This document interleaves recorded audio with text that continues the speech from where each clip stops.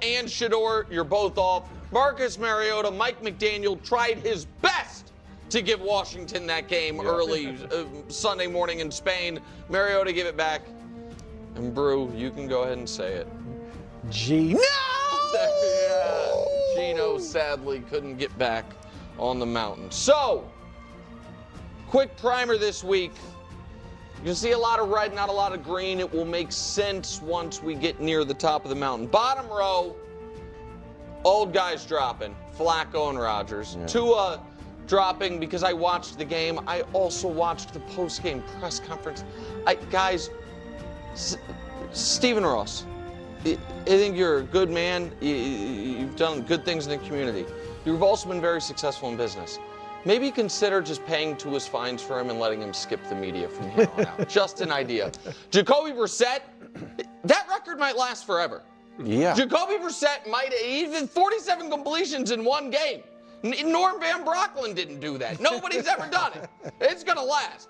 Jameis, it just felt nice to have him back. Yeah, he was all right. Yeah, he was all right. It wasn't terrible. Davis Mills is going to get a start again. It was fine. Tyler Shuck had the week off, which is probably good for his ability to keep a spot on the mountain. Sixth row, what a row. I mean, this is just a bunch of show favorites. It's Greg's guy, Daniel Jones, my guy, Caleb, Brew's guy's Purdy, my guy, the Prince, Wilds' guy, Bo Nix, and Wilds' guy, Bryce Young. I like Bo Nix feels like your type of guy. Why? Quarterback wins. Why? Quarterback wins. There you go. I'm not a Bo Nix guy. Well, somebody's got to be. You want him? All right, I mean, I'll take it. Okay, Brew, you can have him. That's you just fine. want something to be But Purdy played awesome. Trevor didn't make any terrible mistakes in the team, and they won. Bo Nix played great. I thought it was, given the circumstance, the best game of his career. And Bryce threw for like 450, and they are in the mix. They're at the very least in the mix. Yeah. So here's where the red comes, and it's because we have an entire row vacant coming up. So row 5. Wow. I didn't want to drop. I thought Baker played well, and I think Brew would maybe agree. But again, a lot of people had to drop this week. Baker drops, even though he's not the reason they lost. The Jalen Hurts stuff is just weird. The offense is non-functional. They always win. I don't know what anonymous reports to believe or not believe, but the offense in Philadelphia is a problem right now that's being bailed out by the defense. Jared Goff, little cold weather, little wind, little hands, don't mix. Justin Herbert, contrary to what Danny Parkins would tell you, who's doing all these fancy stuff, talking about a stat that's existed for 9 years and then calling it all of NFL history, using a 17-game span to stay on pace to be the most ever. That Herbert, I understand it's never his fault. I get it. He had 80 yards. He had 80 yards, threw another pick. He has to drop. Jordan Love moves up. I thought he actually played well against the Giants. Not great, but played well. He moves up. So here's the deal with row 4. Patrick Lamar and Sam Darnold were all row 3. And go ahead and reveal row 3, guys. I made it vacant because it felt like Patrick Lamar and Darnold all should drop for their performances. Yeah. But if you look around, like, none of those guys really felt like it made sense to move them all the way up to row 3. But the mountain tries to be fair. Patrick made an awful mistake in the red zone that might have cost him the game. Had the ball with a chance to either ice the game up 3 or win the game tied in the 4th, and went 3 and out both times. He's got to drop. I thought that was one of the worst games Lamar's played in years. They won despite it, but he's got to drop it. And Sam Darnold, deer in the headlights mode, fully activated, 4 picks, big problem. Dak, on the other hand, played great.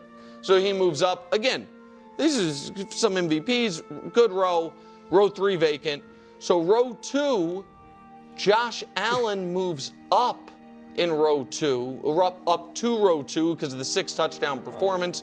Drake May played on Thursday night, played well, but nobody could displace Matthew Stafford, who, while the numbers were pedestrian, avoided the critical mistake against what I believe might be the best defense in the entire NFL. Yeah.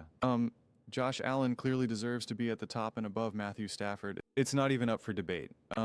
You know, it's interesting because obviously I see that row with like Hurts and Herbert and whatnot, and I'm like, this is ridiculous. But then you do see Mahomes down there, and you're like, all right. And I know I've said this a lot now in these last few mountains, but it just bears repeating. It really goes to show you how in 23 and 24, Nick so heavily relied on the rich tapestry to keep Mahomes to the top, right? And kept leaning on that, and now it's not. And maybe it is because Wilds actually caught him out, and, you know, Wild straight up, and Nick even said, "You hurt my feelings, buddy." And it was like he was being Han, like they were obviously kind of joking, but he was also being tears, and Wilds was also being honest. Because he's like, why should anyone watch this if everyone just knows what it's going to look like? Week after week, and that's what then kind of gave me the motivation to be like, I'm going to do my own mountain, and I'm going to do specifically just week to week. That way it changes every single week. It's more fun. It's more interesting, and it does give a reason for why people will, you know, tune in. And now it seems like they're just relying on that more regularly, right? Having Drake May ahead of Mahomes, having Josh Allen ahead of Mahomes, like you just would have not seen that necessarily in like 23 or 24. So that's why it continues to be difficult to kind of like really view this through this lens, because in my mind, I'm still so much like rich tapestry, rich tapestry, rich tapestry. And so if we're going to remove the rich tapestry or just significantly minimize it in a way where Drake May can now be ahead of Mahomes, like by definition, then the rich tapestry has to be pretty non-existent, you know, right? Like it just would have to be, Jalen Hurts has been better than Lamar. Justin Herbert has been, like I would absolutely drop Lamar. Again, you have to factor in who you're playing, your situation here. You know, I think relatively speaking, although I was never as high as everyone else was on Baker Mayfield,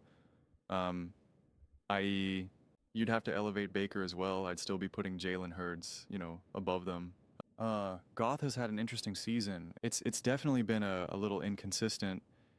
And Herbert's dealing with like trying to downplay what Justin Herbert's dealing with, how he's, you know, he's making fun of Danny Parkins about, you know, for him talking about the O-line and how Justin Herbert's on track to be pressured and hit the most in the history of the NFL since it's been tracked. He's making fun of that. And yet everyone's go-to defense of Patrick Mahomes is, yeah, he got rocked in 2 Super Bowls, but his line wasn't good. And to now reduce that for Justin Herbert makes just absolutely no sense. And people will say, yeah, but that was a Super Bowl.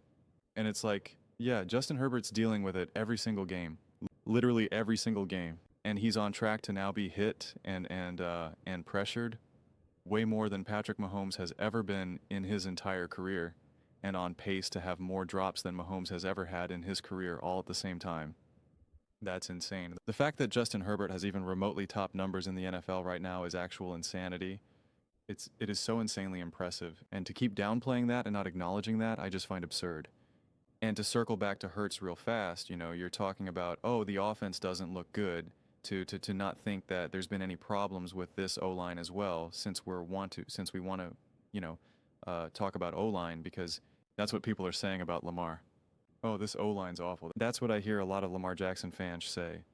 It's like Jalen Hurts has no run support, no O-line support, a first-time play caller, offensive coordinator, and A.J. Brown, who now can't win his matchups. Like you people are talking about forcing the ball to A.J. or something, or that Jalen Hurts can't hit him or whatever. It's like A.J.'s not winning at the line now. Like that's what's also happening. A.J.'s not winning. That's just the reality. So we can keep inventing this situation that Jalen has this elite offensive line, this elite receiving core, this elite running back, this elite coach, and all this, and Jalen Hurts is just the only reason why this offense isn't working. It's just insane. It's just not true. And so when you're dealing with that, like to lower, but again, I think if someone like Nick is willing to drop Mahomes down where he is, it's like I'm open and more open to that of Hurts being down that way. But like I'm not putting Jalen Hurts below Dak Prescott either. Like I'm you know, Dak had a great game yesterday against the arguably the worst team in the NFL, the Las Vegas Raiders. So it's just like, you know, it's a little bit different here. But again, he still has Caleb lower, which I think Caleb should have been, should have rose. I know his stats weren't perfect yesterday on Sunday, but I think he played really well. And again, I've said this now in a lot of my Caleb Williams videos. He played better against the Minnesota Vikings than he did against the Dallas Cowboys. Even though he put up like nearly 400 yards, and I think he had like 4 touchdowns against the Cowboys, whatever it is, his numbers were massive. And it's like he played way better against the Minnesota Vikings in that game, even though his stats were not even a fraction of that. And yeah, you know, I mean, the bottom row, it's like, I don't know what you do with Flacco, Rogers to Jacoby Brissett, James Winston, Mills, and Chuck. Like, I don't know. You know, it is cool to see Bryce Young still surviving in the NFL right now. Guy nearly throws for 500 yards, and you're just like, what is this Carolina Panthers team? You know, Bo Nix and this Denver Broncos offense hadn't been playing great. And I have a video where I discuss that some of Bon Nix's numbers are lower than they should be because his drops are also through the roof right now, which is hurt, but he also hasn't been perfect. He also needs to be better, undeniably, but it's just kind of a little bit more heavily weighed. But then in these big time moments, fourth quarter against the Giants, the Eagles, the Chiefs, obviously you're like, that's big time, you know, like, that's big time. That is big time. And so it's just, you know, how do you weigh that? I have not been impressed with Trevor. At this point, I rather have Jacoby Brissett over Trevor Lawrence. And I actually sincerely mean that. I think there would be a real argument to make that the Jacksonville Jaguars would be more consistent if Jacoby Brissett was on that team right now over Trevor Lawrence. I said it. And yeah, I don't know. When you have a whole row vacant and you have Mahomes at the, what is it? 1, 2, 3, right on the 4th row next to Sam Darnold, who we know Nick does not think is good.